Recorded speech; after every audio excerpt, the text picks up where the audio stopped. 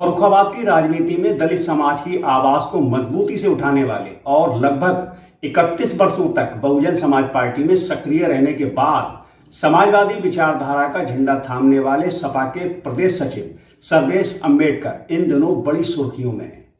बसपा सरकार में राज्य मंत्री रहे और 2022 विधानसभा चुनाव में कायमगंज सुरक्षित सीट से समाजवादी पार्टी के प्रत्याशी के रूप में भाजपा को कड़ी टक्कर देने वाले दलित, शोषित, वंचित, पिछड़े और अल्पसंख्यक समाज के मुद्दों को लेकर मुखर रहने वाले सर्वेश अंबेडकर से जब यूपी 76 न्यूज की टीम ने कई तीखे सवाल किए, तब उन्होंने बिना लाग लपेट के बड़ी ही बेबाकी से जवाब दिए। लेकिन जब सवाल उठा कि क्या समाजवादी पार्टी भविष्य में किसी दलित चेहरे को मुख्यमंत्री पद पर देखती है, तब ये सवाल मानो उनके लिए असहज साबित हुआ और बगले झांकने लगे। तो दोस्तों नमस्कार, मैं इरशाद अली और आप देख रहे हैं यूपी 76 न्यूज, खबर हमारी दुनिया तक। बस आपसे एक ही निवेदन है, यदि आप हमें फेसबुक पर देख रहे हैं तो फॉलो करें और यदि यूट्यूब पर देख रहे हैं तो चैनल को सब्सक्राइब करके घंटी वाला बटन जरूर दबाएं।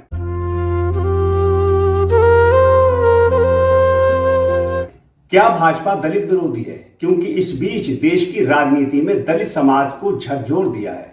ऐसी कई घटनाएं सामने आई हैं कि जिन्होंने तूल पकड़ लिया है। अब वो चाहे सुप्रीम कोर्ट के सीजीआई पर जूता फेंकना हो या एक दलित आईपीएस की आत्महत्या का मामला हो। और ऐसे में देश व प्रदेश की दलितों की सबसे बड़ी नेता बसपा सुप्रीमो मायावती ने 9 अक्टूबर को लगभग 9 साल बाद शक्ति प्रदर्शन तो दिखाया, लेकिन वह सत्ताधारी दल की जगह विरोधी दल सपा और कांग्रेस पर हमलावर रही, जिससे सूबे की राजनीति और गर्मा गई।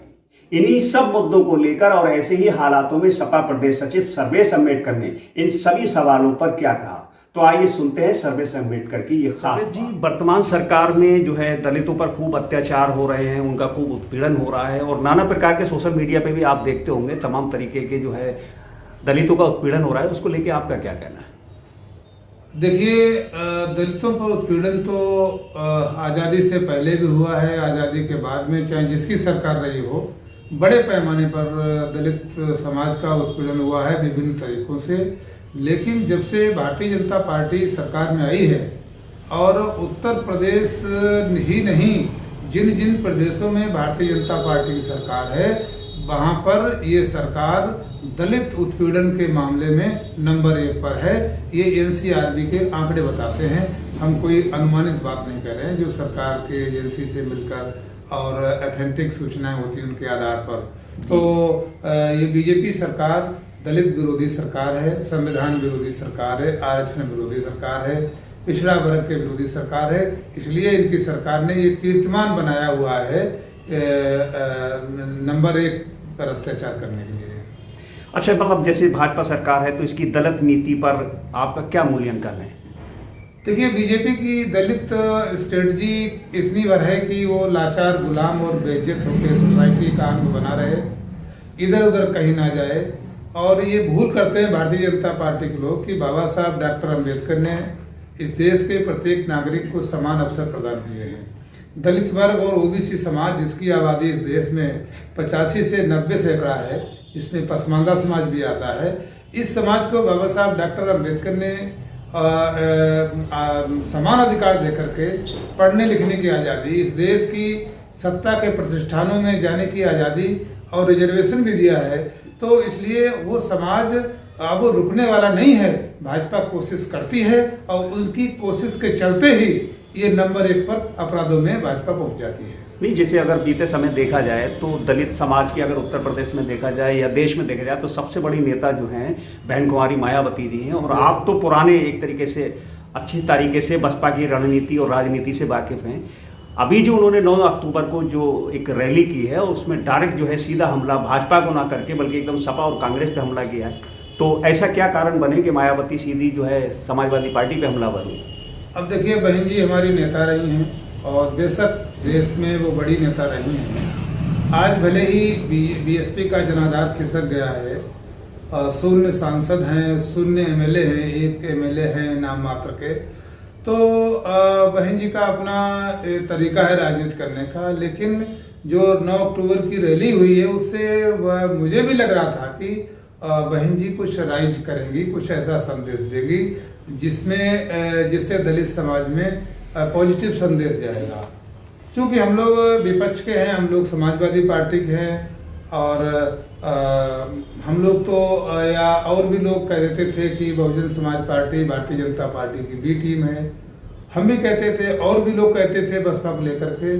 तो वो एक राजनीतिक भाषा मानी और समझी जाती थी। लेकिन 9 अक्टूबर को बहन जी ने जहां एक तरफ भाजपा शासित सभी प्रदेश दलित एट्रोसिटीज के मामले में टॉप कर गए हैं, ऐसी स्थिति में भारतीय जनता पार्टी की तारीफ बहन जी ने अपनी रैली में की, जहां उन्हें खुद अपनी एक रोड मैप बताना चाहिए, दलित समाज को, वीकर सेक्शन को संदेश देना चाहिए। वो न दे करके उन्होंने भारतीय जनता पार्टी की मुक्त कंठ से प्रशंसा करके दलित समाज को बता दिया है कि अब जो बाबा साहब अम्बेडकर का मूवमेंट था, मानवर कांसीराम साहब का जो मूवमेंट था दलित आधारित, तो दलित समानता के लिए, दलित संरक्षण के लिए, दलित सशक्तिकरण के लिए, वो नहीं है।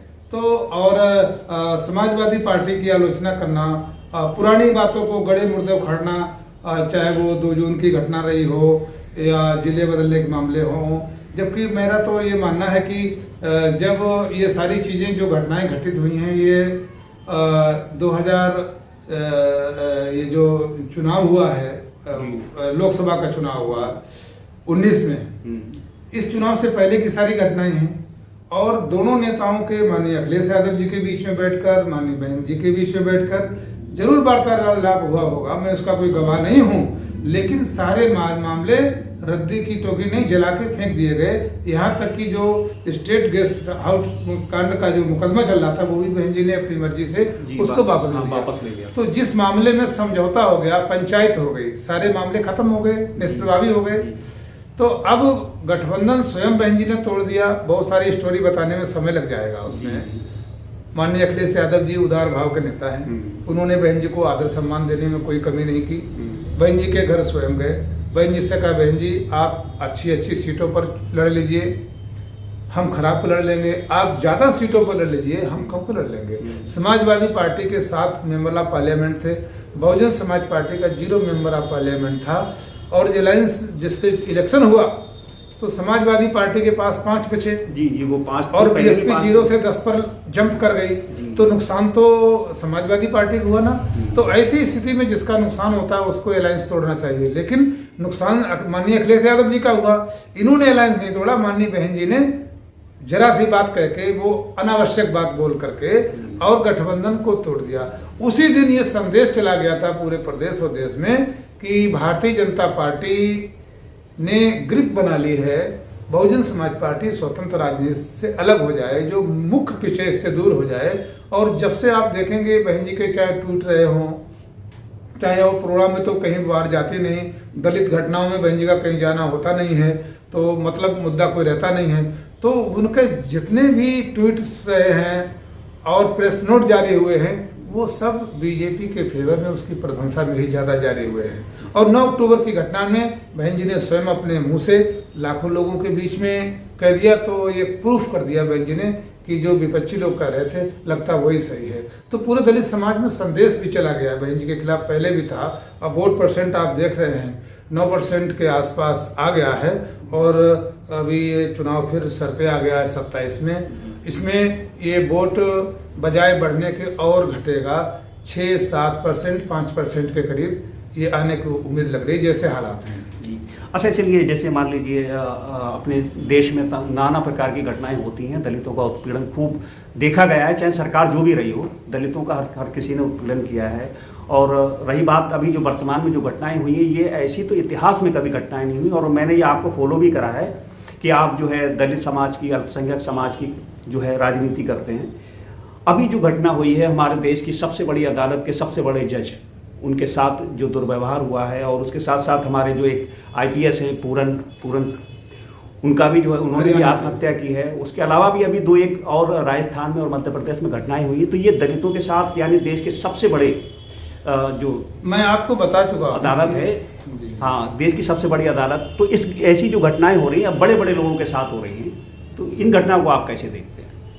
देखिए, मैं भी आपको बता चुका हूँ कि भाजपा शासित राज्यों में दलित अत्याचारों, उत्पीड़न की बाढ़ आई हुई है। और अगर NCRB के आंकड़े के अनुसार अगर बात की जाए तो उनका ये आंकड़ा है कि हर 18 मिनट में एक दलित की हत्या होती है। या अन्य कोई जघन्य अपराध होता है। एनसीआरबी की रिपोर्ट है जो 12 पन्ने की रिपोर्ट है, जो लेटेस्ट रिपोर्ट है, अभी 25 की भी रिपोर्ट आई नहीं है, वो मैं दिखा रहा हूँ आपको।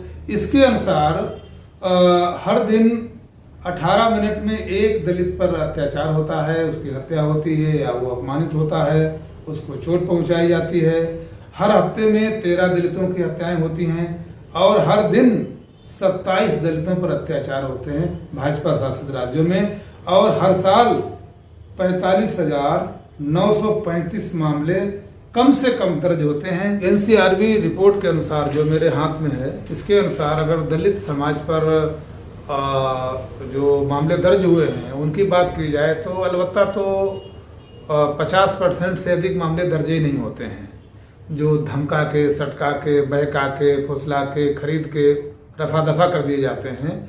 जो मामले दर्ज हो जाते हैं वही एनसीआरबी की रिपोर्ट में डाटा में आता है। तो इसके डाटा के अनुसार में उत्तर प्रदेश में 12,287 मामले एससी पर दर्ज हुए हैं, टॉप पर उत्तर प्रदेश है, और राजस्थान में 8,651, मध्य प्रदेश में 7,732, बिहार में 6,509, उड़ीसा में 2,902, महाराष्ट्र में 2,276, आंध्र प्रदेश में 2,190, कर्नाटका में 1,930, तेलंगाना में 1,725, तमिलनाडु में 1,684, हरियाणा में 1,535, गुजरात में 1,214 और केरला में 1,021। इस तरह से 51,656 मामले दर्ज हैं, और जो नई रिपोर्ट आएगी उसमें हजारों की तादाद, उसका ग्राफ और बढ़ा हुआ मिलेगा। ये 97% के लगभग है, और मध्य प्रदेश, राजस्थान, उत्तर प्रदेश के बाद में इन राज्यों का नंबर आ जाता है। सबसे ज़्यादा उत्तर प्रदेश है और इन राज्यों के, तो ये दलित मामले में उत्तर प्रदेश नंबर 1 है। दूसरी बात, जहाँ तक सीजीआई पर जो जूता फेंका गया, ये इस देश में एक मानसिकता है, एक मनोवृत्ति है, एक विकृत मनोवृत्ति है। चाहे वो आज की बात नहीं, चाहे वो कभी शंभू को शूद्र होने के नाते उनकी राम राज्य में गर्दन उतारी गई हो, हत्या की गई हो, वो भी शूद्र की हत्या हुई थी। चाहे वो द्वापर के राज में बताया जाता है कि बहुत न्याय का राज था, लेकिन उस दौर में भी एकलव्य के साथ में द्रोणाचार्य ने भेदभाव किया था, जाति के आधार पर उनका भी अंगूठा काटा गया था। उनके अलावा और भी आप स्टडी करेंगे तो कदम कदम पर, चाहे इस देश के जगजीवन राम जी बड़े नेताजी रहे हों, उनके साथ जब इलाहाबाद के संपूर्णानंद की मूर्ति का अनावरण करने गए तो वो मूर्ति धुल के उनका अपमान किया गया, जातिवाद का नंगा नाच किया गया। बाबा साहब डॉक्टर अम्बेडकर का जीवन जाति अपमानों से भरा हुआ रहा, इसलिए उन्होंने एक पुस्तक लिखी, इनहेरेशन ऑफ कास्ट, जाति भेद का उच्छेद।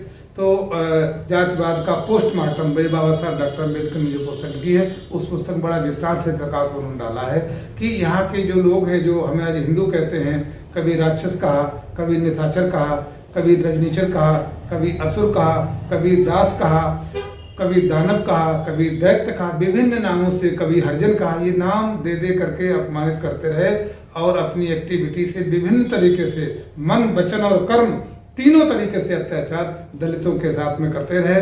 अभी बाबा साहब अम्बेडकर के बाद में अभी आप देखो, कर्पूरी ठाकुर जी रहे, बिहार में पहला ओबीसी क्लास के लिए आरक्षण उन्होंने जारी किया, तो उनका अपमान किया जातिवादी लोगों ने और कहा कि कर्पूरी कर्पूरा, छोड़ो गद्दी, उठाओ छुरा।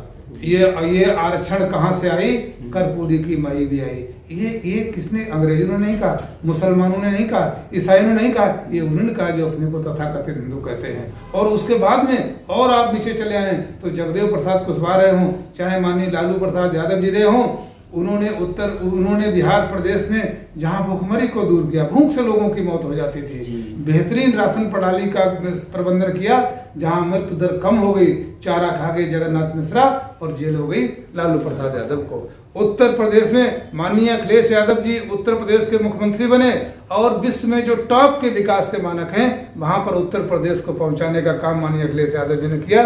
तो उनको यहाँ के जातिवादी लोगों ने कभी टोटी चोर कहा, कभी कुछ और कहा, यहाँ तक कि जब उन्होंने अपना घर खाली किया तो उनके घर को शुद्ध किया गया कि यहाँ पर एक दलित, एक पिछड़े समाज की के बेटा बेटी ये लोग मुख्यमंत्री रहे हैं, ये घर अशुद्ध हो गया है। तो इस तरह से अपमानित करते हैं। जो सीजीआई बीआर गवई के साथ में जो ताजी घटना हुई है, ये शर्मनाक घटना है और शर्म भी कहाँ तक की जाए, शर्म आना ही बंद हो गई है। अब तो पहले कभी उन्होंने हमें छोड़ दिया था, अब हमने उनकी फिलोसफी को छोड़ दिया है। अब हम लोग बाबा साहब अम्बेडकर ने जो संविधान बनाया है, उस संविधान के मुताबिक इस देश में मुख्य धारा में शामिल होकर के और बराबरी का अधिकार पाने के लिए संघर्षरत हैं। अभी इस देश के पिछड़े और दलित समाज को मात्र आज़ादी मिले 73-74 सालें हुई हैं। इतने वक्त में इतना हम आगे आए हैं। अगर भारतीय संविधान को दलित पिछड़ों ने जागरूक होकर के 27 में भाजपा का सोपड़ा साफ कर दिया, तो संविधान को हम लोग 500 वर्ष तक कम से कम जिंदा रखेंगे। और इस 500 वर्ष की यात्रा में आज जो अत्याचार करते हैं, चाहे हमारा टीचर हो, चाहे रसोईया स्कूल में हो, चाहे जज हो, चाहे वकील हो, इन पर जो अपमान होता है, ये अपमान करने वालों का नशा काफूर हो जाएगा। सीजीआई के साथ में जितना अपमानजनक व्यवहार किया है, ये हमेशा इनका कैरेक्टर रहा है, ये इनके चरित्र रहा है। तो इसलिए सीजीआई ना कमजोर हैं और सीजीआई साहब, गवई साहब के साथ में पूरे देश का ओबीसी, दलित और माइनॉरिटी क्लास खड़ा है। इनकी मानसिकता को हम चूर चूर करके रहेंगे, बस वक्त का ये लोग इंतजार करें। तो इस अपमान के खिलाफ लड़ाई मेरी बंद नहीं है। आज इस लड़ाई को समाजवादी पार्टी के नेता माननीय अखिलेश यादव जी बड़ी तेजी के साथ लड़ रहे हैं। यही कारण है कि पीडीए आज विशाल वटवृक्ष बन गया है। भारतीय जनता घबराई हुई है और पिछले 24 के चुनाव में हम उत्तर प्रदेश में भाजपा जहां 400 पार की बात करती थी, हम उनको शिकस्त दे चुके हैं और उनको 240 पर आने पर मजबूर कर दिया है। हम जरूर उत्तर प्रदेश में हमने भाजपा को रोका है, देश में उनकी सरकार बनने से रोक नहीं पाए, लेकिन उन्हें इतना कमजोर कर दिया है कि अब संविधान बदलने की वो हिमाकत नहीं कर सकते हैं। अच्छा, समाजवादी पार्टी से क्या उम्मीद करें कि समाजवादी पार्टी की कोई दलितों को लेकर कोई नई रणनीति है? देखिए, समाजवादी पार्टी का जो सिद्धांत है वो सबको समान अवसर, समान सम्मान। अवसर की प्रधानता ये समाजवादी का, चाहे डॉक्टर राम मनोहर लोहिया जी रहे हों या मधुली में रहे हों, जयप्रकाश नारायण जी रहे हों और तमाम संत गुरु महापुरुष रहे हो, बाबा साहब अम्बेडकर भी उसमें शामिल हैं। समाजवादी पार्टी आज के दौर में देखा जाए तो माननीय अखिलेश यादव जी की ऐसी कोई स्पीच, ऐसी कोई प्रेस वार्ता आप नहीं दिखा सकते हैं जिसमें संविधान संरक्षण की बात ना आई हो, जिसमें बाबा साहब डॉक्टर अम्बेडकर के को आदर सम्मान देने की, और भी संत गुरुओं को जो बहुजन समाज में जन्मे, पीडीए समाज में, उनको आदर सम्मान देने की बात न हुई हो। आज उत्तर प्रदेश में मुख्य मुकाबला भारतीय जनता पार्टी से अगर किसी का है तो वो समाजवादी पार्टी का है या इंडिया अलायंस का है। कांग्रेस भी हमारे अलायंस में है। हालांकि ये अलग बात है कि यूपी में अभी कांग्रेस की उपस्थिति कमजोर है, तो प्रमुखता समाजवादी पार्टी की है। तो प्रमुख मुकाबला पहले भी पिछले चुनाव में भी सपा और भाजपा के बीच था और 27 में भी होने जा रहा है। इसलिए दो तरफ सेनाएं खड़ी हैं। भारतीय जनता पार्टी तलवार लिए खड़ी है, संविधान की गर्दनों उड़ाने के लिए ऐलान कर चुके हैं। एक तरफ भारतीय जनता पार्टी इस संविधान को उड़ाने के लिए, खत्म करने के लिए, मनुस्मृति लादने के लिए इस देश में, और दूसरी तरफ माननीय अखिलेश यादव जी खड़े हैं, उनके साथ सेना खड़ी है। वो संविधान संरक्षण की बात करते हैं, संविधान संवर्धन की बात करते हैं और बीकर सेक्शन को वो एम्पावरमेंट करने की बात करते हैं, प्रदेश को पुनः विकास के रास्ते पर ले जाने की बात करते हैं। तो दो तरफ सेनाएं हैं। एक तरफ सेना संविधान को मिटाने वालों की भाजपा के साथ है, एक तरफ सेना संविधान को संरक्षित करने वाले माननीय अखिलेश यादव जी के साथ है। जनता ने 24 के चुनाव में जनता ने तय कर लिया था कि हम भाजपा के खिलाफ हैं। 27 के चुनाव में भी यही होने जा रहा है और पीडीए का इतना तेजी से ग्राफ बढ़ रहा है कि 27 के चुनाव में 300 पार अकेले गठबंधन उत्तर प्रदेश में सीटें जीतेगा और प्रचंड बहुमत की सरकार माननीय अखिलेश यादव जी के नेतृत्व में बनेगी। और मुझे भरोसा है कि माननीय अखिलेश यादव जी के नेतृत्व में इस देश का दलित, इस देश का पिछड़ा, इस देश का अल्पसंख्यक और भी जो कमजोर लोग हैं, उन सबको न्याय मिलेगा, उन सबको सम्मान मिलेगा। इस देश से बेरोजगारी दूर होगी, महंगाई खत्म होगी और आपसी सम्मान बढ़ेगा और प्रदेश का विकास। एक थोड़ा पर्सनली मैं थोड़ा एक सवाल लेना चाहता हूँ। जैसे मान लीजिए समाजवादी पार्टी है, तो समाजवादी पार्टी से क्या उम्मीद ऐसी कर सकते हैं कि भविष्य में समाजवादी पार्टी की तरफ से कोई दलित समाज से या अल्पसंख्यक समाज से कोई मुख्यमंत्री बनेगा? अब देखिए, ये बड़ा सवाल है और इस पर मेरा कोई कमेंट देना जल्दबाजी होगी और भविष्य में कानूनी रूप से तो कोई इसमें बाध्यता नहीं है, कानूनी रूप से बाध्यता नहीं है। और कल जो समाजवादी पार्टी थी, फिर बीच में नारा आया कि नई सपा है, नई हवा है, ये माननीय अखिलेश यादव जी ने नारा दिया ना, तो काफी चेंज आए। फिर पहले पीडीए नहीं था, लेकिन अब फिर पीडीए आया। आप जो कह रहे हैं, कल को इसकी संभावना से कैसे इनकार किया जा सकता है। माननीय अखिलेश यादव जी एक उदार हृदय के नेता हैं और सबको हृदय से लगा करके चलने वाले नेता हैं, इसीलिए उन्होंने सभी समाज के लोगों को मौका दिया है। और आपने जो सवाल किया है, इसकी आपूर्ति हो जाए, इस पर गौर हो जाए, इससे कैसे इनकार कर सकते हैं। अच्छा चलिए, एक सवाल में थोड़ा जरा और पूछना चाह रहा हूं। दलित समाज में जैसे मान लीजिए बहुत सारे नेता हैं, तो आपके कौन कौन से नेता जो हैं आदर्श हैं? देखिए, हम कोई दलित समाज की राजनीति नहीं करते हैं जी। पहले बहुजन समाज पार्टी की राजनीति की 31 वर्ष तक, और सभी जातियों के कम से कम ये बहुजन समाज तो था ही था, और फिर बाद में अपर कास्ट के लोग भी आ गए, तो वहां तो लीडरशिप फुल फ्रेश थी। और समाजवादी पार्टी में आ गया तो यहाँ जब तक मैं अनुसूचित जाति जनजाति प्रकोष्ठ का लगभग 1.5 वर्ष प्रदेश अध्यक्ष रहा, उतने पीरियड तक तो मैंने दलित समाज की राजनीति की, उनको जोड़ने के लिए। जो लोग नहीं जुड़े थे समाजवादी पार्टी में, दूर से उनको बड़ा भय लगता था कि आज सपा में जाएंगे, ये हो जाएगा, वो हो जाए, मैंने उनके बीच पहुंच करके सभी जनपदों में दौरे कर करके लोगों को इकट्ठा करके और समाजवादी पार्टी की तरफ उनको मोड़ने की कोशिश की। आज तो पूरे प्रदेश में बाहर आई हुई है, दलित समाज का हर वर्ग बड़े पैमाने पर माननीय अखिलेश यादव जी के साथ खड़ा है। और मुझे इसमें बड़ा गर्व होता है कि जिस दौर में मुझे माननीय अखिलेश यादव जी ने प्रदेश अध्यक्ष बनाया था स्टेट प्रकोष्ठ का, उस दौर में दलित समाज की नगण्यता थी, नजर आती थी।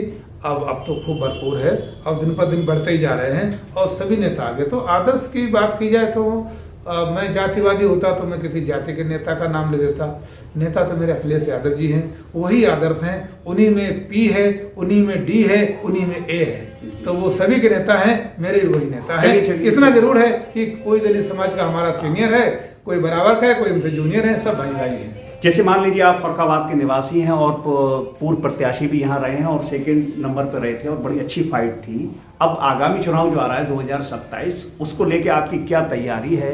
चुनाव लड़ने की तैयारी है या नहीं? और अगर तैयारी है, और एक अच्छे लीडर होने के नाते, जो आप, मैंने देखा है कि आप जितने भी समाजवादी पार्टी के कार्यक्रम हैं उनमें बढ़ चढ़कर हिस्सा लेते हैं, तो जनपद फरुखाबाद में जैसे मान लीजिए 4 विधानसभा सीटें हैं, तो क्या गणित रहेगा आपकी से यहाँ पर और क्या रुझान रहेंगे यहाँ पर? एक अंदाजा लग जाता है आदमी को। देखिए, 2022 में माननीय अखिलेश यादव जी ने मुझे कायमगंज 192 विधानसभा से चुनाव लड़ने का मौका दिया।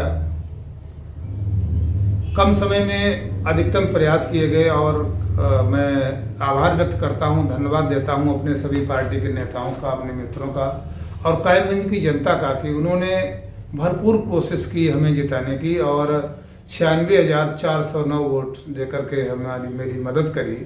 हम चुनाव जरूर नहीं जीत सके, कुछ धन बल का भी चला, सरकार की बेईमानियां भी छोटे से लेकर बड़े लेवल तक हुई, तो चुनाव हम जरूर नहीं जीत सके, लेकिन जीतने के करीब पहुंच गए। इसलिए हम अपनी जनता का, नेताओं का आभार व्यक्त करते हैं। जब से चुनाव का परिणाम आया 2022 का, मैं लगातार 4 वर्षें गुजर गई हैं, 1 साल बची है, चुनाव भी तो लड़ रहा हूँ। महीने में 25 दिन, 22 दिन, 28 दिन अपनी विधानसभा में रहता हूँ, लोगों के सुख दुख में रहता हूँ, संगठन कार्यों को चुस्त दुरुस्त करता हूँ। पार्टी के द्वारा जो भी प्रोग्राम दिए जाते हैं उन प्रोग्रामों को बढ़कर, जैसे पीडीए का प्रोग्राम लगभग 1 साल से मेरे यहाँ चल रहा है 27 जनवरी से, तो उस प्रोग्राम में 150 से अधिक बूथों पर जाकर के हम पीडीए पंचायतें कर चुके हैं और इससे कई गुना ज़्यादा सुख दुख के अवसर पर लोगों के बीच में पहुंचना होता है।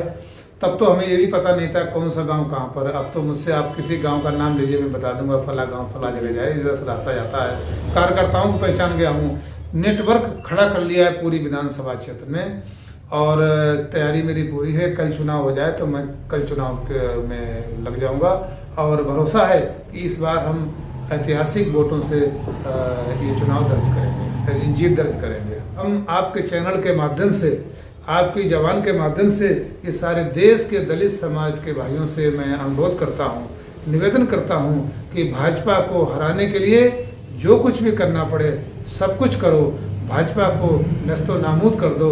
यही हमारी तरक्की की मार्ग में रुकावट है, यही हमारे सम्मान में रुकावट पैदा करती है, यही हमारे जीवन को खतरे में डाले हुई है। तो भारतीय जनता पार्टी को रोकने के लिए हर तरह की कोशिश करो, ये मेरा अपने दलित समाज के भाई बहनों से निवेदन है। अच्छा सर्वेश जी, आपने हमारे सारे सवालों का जवाब दिया और हमें इतना समय दिया, इसके लिए बहुत बहुत धन्यवाद जो आपने हमें समय दिया। आपका भी बहुत बहुत धन्यवाद। आपने मेरे विचार लिए और मुझे भरोसा है कि आपके चैनल के माध्यम से विचार लाखों लोगों तक जाएंगे और इससे लोग लाभान्वित होंगे, जागृत होंगे।